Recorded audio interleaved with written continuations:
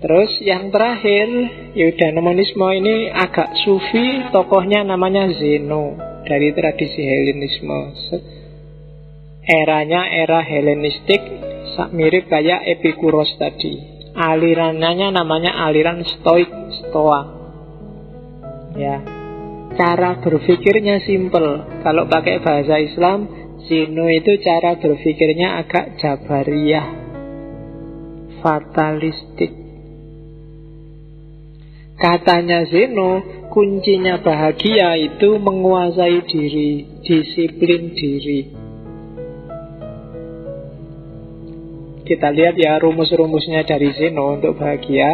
Yang pertama, manusia itu tidak bisa ngontrol hidupnya, tapi bisa ngontrol perilakunya. Kamu tidak bisa ngontrol lahir di mana, dalam kelompok aliran apa, bapakmu kerjaannya apa, ibumu siapa, tidak bisa. Kamu tidak bisa ngontrol rambutmu milih yang keriting atau yang lurus saja. Kamu dulu nggak milih punya kulit kok tiba-tiba peweteng hitam kayak gitu. Kamu tidak milih juga, kamu tidak milih juga. Tidak banyak hal, 99,9% kamu tidak milih dulu hidup itu. Tiba-tiba saja, ujug-ujug. Bahasanya orang eksistensialis, faktisitas. Jadi kamu tidak bisa berdaya. Deus kadung koyok ngene piye meneh. Yang bisa kamu kuasai bukan hidupmu, tapi perilakumu. Kalau perilaku kamu bisa. Dengan bekal yang kamu punya, kamu mau melakukan apa itu bisa. Dan kita nggak bisa mengubah apa yang akan terjadi. Saya bilang tadi dia agak jabariyah, fatalistik. Oleh karena itu katanya Zeno, kuncinya kebahagiaan adalah kalau kita tidak terpengaruh baik oleh nasib enak ataupun nasib tidak enak. Semakin kita mudah terpengaruh, semakin kita tidak akan bahagia. Justru kebahagiaan itu kalau kita standar, kita flat aja, kita tidak gampang dipengaruhi dengan pergantian nasib kita, roda di atas atau roda di bawah, ya biasa saja. Kalau kita bisa kayak gini, kita akan bahagia. Tapi selama kita masih mudah dipengaruhi, masih banyak keinginan-keinginan, kita tidak akan bisa bahagia. Jadi kebahagiaan diperoleh dengan singkirkan macam-macam keinginan yang tidak penting. Wong kita nggak menguasai hidup kita. Dan pinterlah menyesuaikan diri dengan sakit, dengan duka, dengan kegagalan. Kalau kamu bisa ini, hidupmu relatif nyaman. Semakin kamu merasa tidak tersakiti oleh nasib jelek, semakin kamu bahagia. Diputus pacar, biasa pak. Bolak-balik itu pak, pengalaman, santai aja. Tidak punya uang, apalagi itu pak. Saya sejak dulu juga tidak pernah punya uang banyak pak, biasa aja. Sakit, sakit, langganan pak saya sakit itu. Tidak masalah. Pokoknya tidak ada yang bikin dia sumpek. Semakin kamu bisa kayak gini katanya Zeno, semakin kamu akan mudah untuk bahagia. Tapi semakin kamu banyak nuntut, banyak keinginan, semakin kamu akan sumpek. Bikinlah dirimu kebal terhadap rasa sakit, rasa sumpek, rasa galau. Jadi bukan menyingkirkan sakitnya, tapi kamunya sendiri nggak terpengaruh. Nah itu kuncinya kebahagiaan katanya Zeno. Jadi kalau sudah sakit ya gimana lagi, kalau sudah sumpek ya gimana lagi, sudah diputus ya gimana lagi, tidak punya uang ya sudah, kalau nggak punya ya gimana lagi. Kalau ada yang ngutang, nggak boleh utang ya apa ya, nggak boleh utang ngapain kamu? Ya pulang, ya makan seadanya ya. Pokoknya nggak sumpek. Jadi kuncinya hidup katanya Zeno di situ. Kalau tidak bisa kayak gini, apapun caramu, kamu akan tetap gampang susah. Tapi begitu kesusahan itu tidak bisa menyakitimu, kegagalan tidak bisa menyakitimu, kesumpekan tidak bisa menyakitimu, kamu akan bahagia. Tesis nggak jadi-jadi, skripsi nggak jadi-jadi, biasa pak. Wong ya lulus juga ke susu-susu mau apa pak, sama-sama sumpeknya. Tenang aja lah pak, jalan aja sebisanya pak. Enak, kamu akan bahagia. Nah, itu gayanya Zeno. Oke, kebalikannya Zeno itu Nietzsche. Tak kasih tahu sedikit. Sebenarnya panjang ya, tapi kuncinya kalau Nietzsche justru bahagia itu you penuhi hasratmu, penuhi keinginanmu, fight, bertarunglah. Nah, kalau Zeno pasrahlah, nikmatilah. Tapi kalau Nietzsche enggak. Kebahagiaan itu ketika keinginanmu terpenuhi, itu baru bahagia. Dan nggak usah gaya menyingkirkan keinginan. Nggak mungkin manusia itu nggak punya keinginan.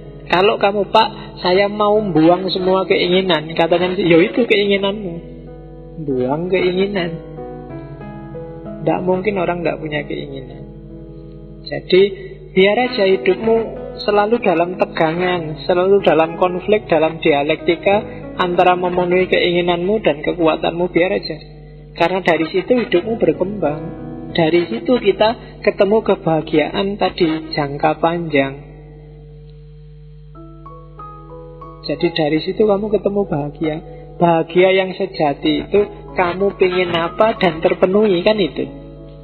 Kamu pingin kaya dan kaya beneran, itu kan bahagia. Kamu pingin kumlot dan kumlot beneran, itu kan bahagia. Jadi katanya Nietzsche, enggak, justru bahagia itu bukan menyingkirkan keinginan, tapi memenuhi keinginan. Dan dari situ hidup kita akan warna-warni. Dari situ kita akan bahagia. Nanti Nietzsche membagi manusia jadi dua. Ada manusia lemah, ada manusia kuat. Manusia lemah itu manusia yang hidupnya pingin tenang terus, pingin harmonis terus. Itu bagi Nietzsche manusia lemah. Tidak berani konflik, tidak berani sumpek. Manusia kuat, manusia yang berani konflik, berani menerima tantangan, berani milih keinginan dan mewujudkannya. Dia manusia yang kuat. Jadi tidak orang yang melarikan diri dari hidup, pasrah, tapi orang yang berani tanding, berani fight. Dari situ kamu akan menemukan kebahagiaan eksistensial. Bahagia jadi dirimu sendiri. Nah, itu Nietzsche. Kebalikannya Zeno tadi. Kalau Zeno, enggak, hidup itu justru ketangguhanmu menerima segalanya. Kalau di Nietzsche, bahagia itu keberanianmu untuk nantang segalanya. Nah, kamu cocoknya yang mana, ya silahkan dipilih sendiri. Rumusnya kan kamu yang menguasai hidupmu. Oke, yang terakhir yang sering kita bahas itu gaya spiritual. Bahagia secara spiritual. Ya rumusnya gampang. Yang membuat bahagia siapa? Tuhan. Semakin baik hubungan kita dengan Tuhan, semakin dekat kita dengan Tuhan, kita akan semakin bahagia. Berarti apa? Yang membahagiakan adalah segala yang membuat kita lebih dekat dengan Tuhan. Itu namanya spiritual happiness. Kalau tadi existential happiness.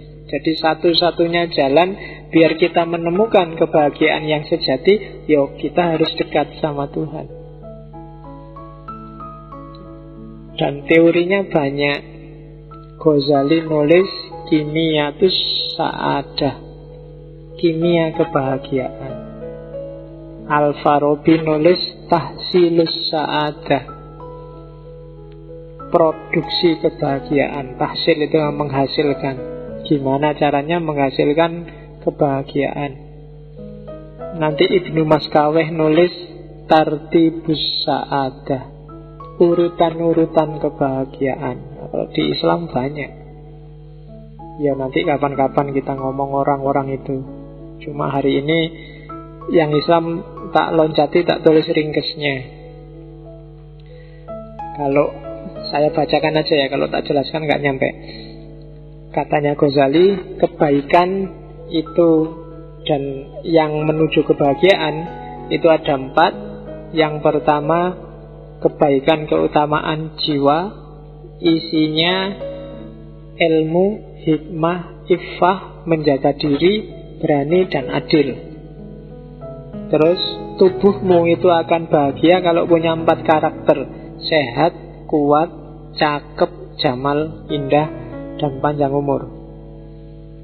Berkurang salah satu kamu akan sumpek. Panjang umur sih, sehat sih, kuat sih, tapi jelek. Loh ya kan sumpek kan kamu juga. Ya. Jadi pokoknya harus ada 4-4-nya baru kamu akan bahagia. Atau kalau yang dari luar, itu yang biasanya bikin bahagia itu harta, keluarga, kehormatan, dan keturunan. Itu akan bikin bahagia.